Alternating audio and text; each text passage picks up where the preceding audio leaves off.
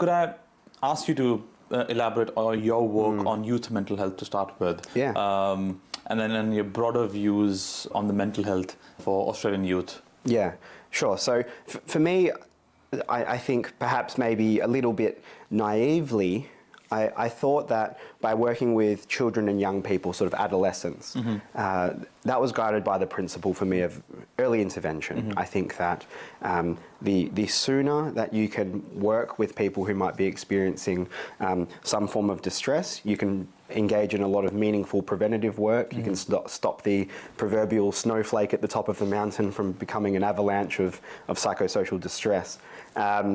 But the reason why I say that naively is because when I speak to researchers in the field and clinicians, and I say I'm really passionate about early intervention, and for me at that time, early intervention was working with children and adolescents, pre-adults. And I remember talking to two people who I really value and consider mentors, and I said that to them and they laughed at me. And they said, that's not early intervention. Early intervention is preconception health. Early intervention is pregnancy. Early intervention is that perinatal period.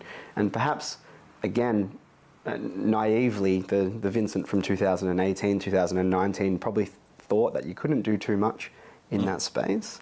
But actually, the Vincent in 2024 actually realizes that so much happens in that early period. And there is so much capacity to actually create change for children across the life course.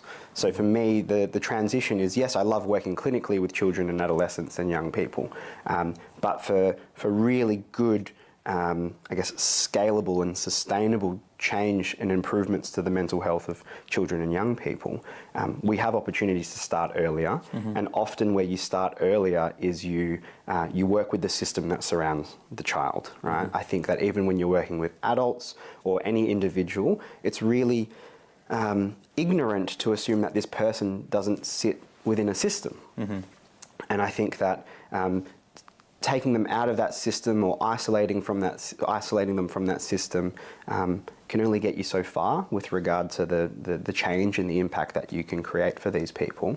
I think what we need to be doing and what we are doing is working more with the people that surround the individual. And for children, it's almost always the parents or caregivers.